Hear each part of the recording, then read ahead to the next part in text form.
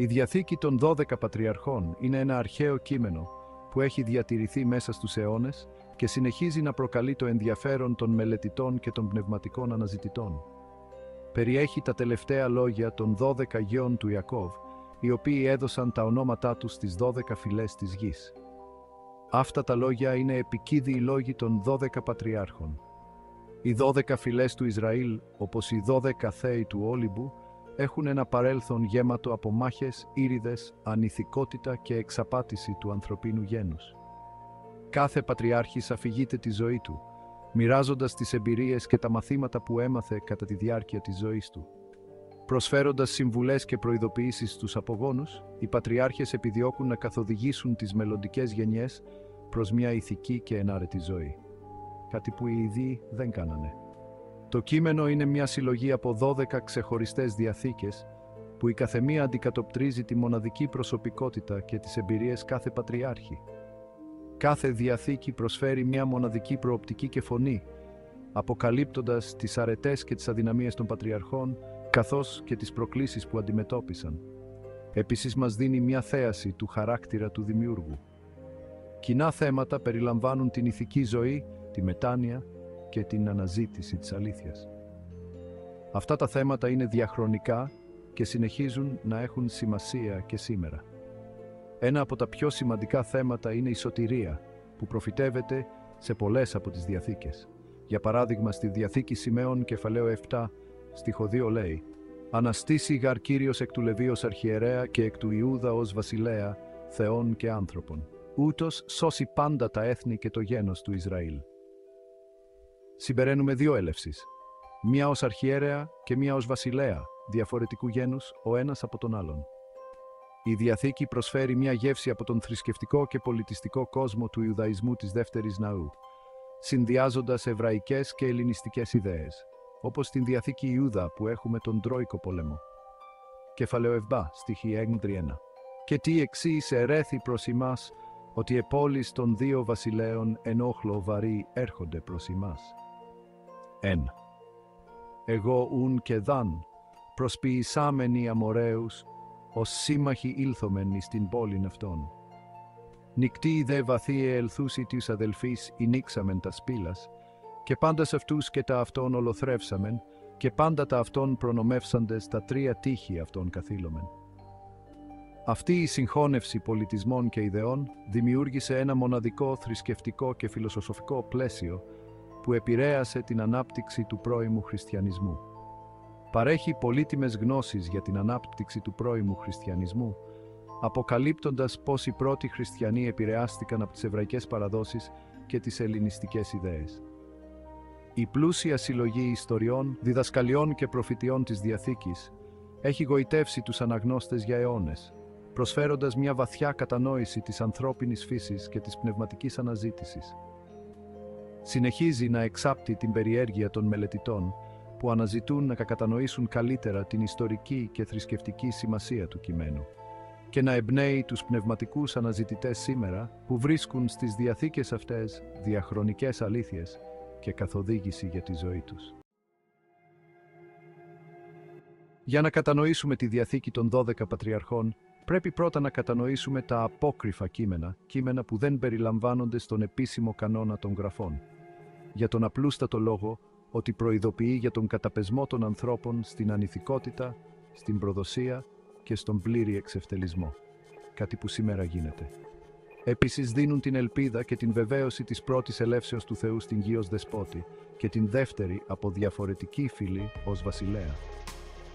Η ανάπτυξη των γραφικών κανόνων ήταν περίπλοκη και περιλάμβανε συζητήσεις μεταξύ θρησκευτικών αυθεντιών. Οι συζητήσεις αυτές συχνά ήταν έντονες και διαρκούσαν για πολλά χρόνια. Διαφορετικά παρακλάδια του χριστιανισμού και του Ιουδαϊσμού δέχτηκαν διαφορετικά σύνολα βιβλίων ως κανονικά. Αυτό σημαίνει ότι η κατανόηση των θρησκευτικών κειμένων μπορεί να διαφέρει σημαντικά ανάλογα με την παράδοση. Παραδείγματα άλλων απόκριφων κειμένων περιλαμβάνουν το βιβλίο του Ενόχ, ένα κείμενο που προσφέρει μοναδικές προοπτικές για την αρχαία θρησκευτική σκέψη, και το βιβλίο των Ιωβιλέων, το οποίο παρέχει λεπτομερείς αφηγήσεις για την ιστορία και τις παραδόσεις του Ιουδαϊσμού. Αυτά τα κείμενα προσφέρουν πολύτιμες γνώσεις για τις πεποιθήσεις και τις πρακτικές του αρχαίου Ιουδαϊσμού. Μέσα από αυτά, μπορούμε να κατανοήσουμε καλύτερα τις ρίζες και την εξέλιξη των θρησκευτικών παραδόσεων.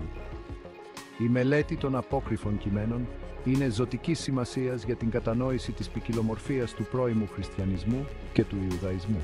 Αυτά τα κείμενα αποκαλύπτουν τις διαφορετικές απόψεις και πρακτικές που υπήρχαν κατά την αρχαιότητα. Ενώ δεν θεωρούνται γραφές από όλους, προσφέρουν πολύτιμες ιστορικές και θεολογικές γνώσεις. Η μελέτη τους μας επιτρέπει να δούμε την εξέλιξη των θρησκευτικών ιδεών και να κατανοήσουμε καλύτερα την ιστορία της πίστης.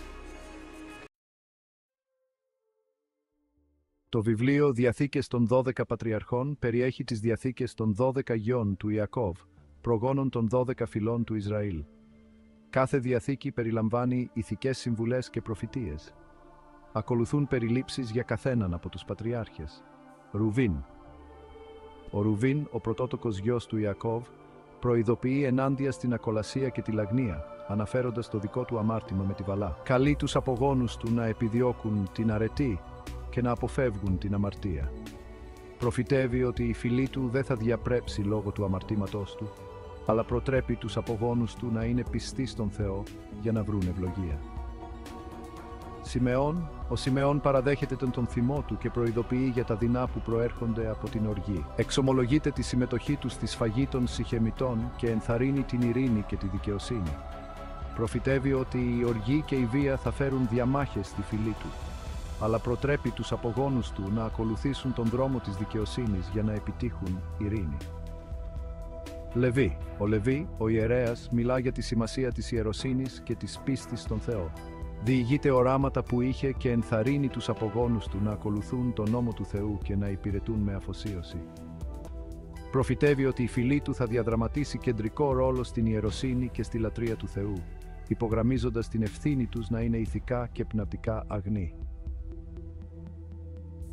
Ιούδας. Ο Ιούδας αναφέρεται στην ανδρεία και τη δικαιοσύνη, εξιστορώντας τις πράξεις του κατά των Χαναναίων. Προειδοποιεί ενάντια στην ακολασία και καλεί τους απογόνους του να είναι γενναίοι και δίκαιοι.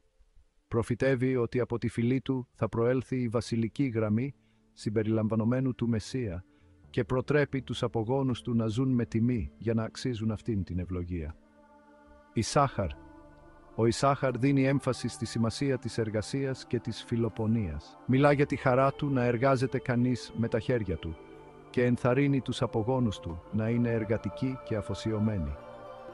Προφητεύει ότι η φυλή του θα είναι γνωστή για τη σκληρή δουλειά και τη σταθερότητα, αλλά τους προειδοποιεί να αποφεύγουν την απληστία και την τεμπελιά. Ζαβουλών. Ο Ζαβουλών περιγράφει τη σημασία της φιλαλληλίας και της ελεημοσύνης. Διηγείται τις περιπέτειές του στη θάλασσα και ενθαρρύνει τους απογόνους του να βοηθούν τους άλλους και να είναι φιλάνθρωποι. Προφητεύει ότι η φυλή του θα έχει εμπορική επιτυχία λόγω των ναυτικών τους ταξιδιών και της εμπορικής τους δραστηριότητας, τονίζοντας τη σημασία της δικαιοσύνης και της ελεημοσύνης στις συναλλαγές τους. Δαν. Ο Δαν προειδοποιεί για τον θυμό και τη ζήλια, εξιστορώντας πως αυτά τα συναισθήματα τον οδήγησαν σε κακές πράξεις. Συμβουλεύει τους απογόνους του να επιδιώκουν την αγάπη και την καλοσύνη. Προφητεύει ότι η φυλή του θα αντιμετωπίσει πολλές διαμάχες και εσωτερικές συγκρούσεις, αλλά τους προτρέπει να επιλέγουν την ειρήνη και την αρετή για να υπερβούν αυτές τις δυσκολίες. Νεφθαλήμ. Νεφθαλήμ μιλά για την αγάπη του προς τη φύση και τη Θεία Δημιουργία. Περιγράφει τα ταξίδια του και ενθαρρύνει την αφοσίωση στον Θεό και τη σοφία. Προφητεύει ότι η φυλή του θα είναι γνωστή για την ελευθερία και την ταχύτητά τους, αλλά τους προειδοποιεί να μην παρασυρθούν από την υπερηφάνεια και την επιπολαιότητα. Γκάδ. Ο Γκάδ εξομολογείται τη συμμετοχή του στην πώληση του Ιωσήφ και προειδοποιεί για τον φθόνο και τη μνησικακία. Συμβουλεύει τους απογόνους του να είναι ειλικρινείς και να συγχωρούν. Προφητεύει ότι η φυλή του θα γίνει δυνατή πολεμιστική δύναμη, αλλά τους προειδοποιεί να παραμείνουν ταπεινοί και δίκαιοι για να αποφύγουν τις εσωτερικές συγκρούσεις. Ασύρ. Ο Ασύρ δίνει έμφαση στην επιδίωξη της καλοσύνης και της ευσέβειας. Μιλά για την ευτυχία που προέρχεται από την αρετή και ενθαρρύνει τους απογόνους του να ζουν δίκαια και ευσεβώς. Προφητεύει ότι η φυλή του θα είναι ευλογημένη με αυθονία και πλούτη, αλλά τους προειδοποιεί να μην παρασυρθούν από την απληστία και την ανηθικότητα. Ο Ιωσήφ εξιστορεί την πίστη του στο Θεό παρά τις δυσκολίες και τις δοκιμασίες που αντιμετώπισε. Μιλά για τη δύναμη της συγχώρεσης και της υπομονής και ενθαρρύνει τους απογόνους του να εμπιστεύονται το Θεό. Προφητεύει ότι η φυλή του θα γίνει ηγέτιδα και ότι από αυτήν θα προέλθουν μεγάλοι ηγέτες που θα οδηγήσουν τον λαό με σοφία και αρετή. Ο Βενιαμίν περιγράφει τη σημασία της αθωότητας και της ταπεινότητας. Μιλά για την αγάπη και την ειρήνη και ενθαρρύνει τους απογόνους του να είναι αθώοι και ταπεινοί στην καρδιά. Προφητεύει ότι η φυλή του θα είναι αγαπητή και ευλογημένη, αλλά τους προειδοποιεί να διατηρήσουν την αθωότητά τους και να αποφεύγουν την αλαζονία. Αυτές οι διαθήκες περιέχουν ηθικές διδασκαλίες και προφητείες, αποτελώντας σημαντικό μέρος της αλήθειας, από επιμελώς αποκρύπτεται από τους εχθρούς του ανθρωπίνου γένους. Η Διαθήκη των 12 Πατριαρχών διερευνά θέματα που αντιχούν στις εβραϊκές κοινότητες του δεύτερου ναού, όπως η ηθική ζωή. Κάθε Πατριάρχης δίνει έμφαση στη δικαιοσύνη, τη συμπόνια και την υπακοή στους νόμους του Θεού, προειδοποιώντας ενάντια σε κακίες όπως η απληστία και ο φθόνος. Το κείμενο τονίζει τη μετάνοια και τη συγχώρεση, υπογραμμίζοντας το έλεος του Θεού.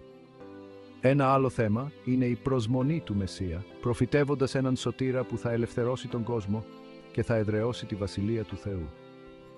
Η Διαθήκη ασχολείται επίσης με την κοινωνική δικαιοσύνη, καταδικάζοντας την καταπίεση και ζητώντας δικαιοσύνη. Οι 12 φυλές του Ισραήλ θα πρέπει να θεωρηθούν ως 12 φυλές της γης. Ας μελετήσουμε και να δούμε ποιοι τελικά είμαστε, βλέποντας την ίδια ιστορία μέσω μιας άλλης οπτικής. Γι' αυτό μην χλευάζετε και μην απορρίπτετε γραπτά κείμενα. Ο Θεός παντού εμφανίστηκε και εμφανίζεται εργαζόμενος στην επιστροφή του τελειότερου πλάσματος των συμπάντων, των ανθρώπων. Ευχαριστούμε που μας ακολουθήσατε σε ένα ακόμα ταξίδι. Ανεβείτε στο πλοίο μας και με την ελπίδα ότι υπάρχει δικαιοσύνη να μπορέσουμε να πορευτούμε με περισσότερη γνώση και δύναμη. Ο εχθρός είναι παντού και μιλάει όλες τις γλώσσες. Το ίδιο όμως και ο Δημιουργός Πατέρας.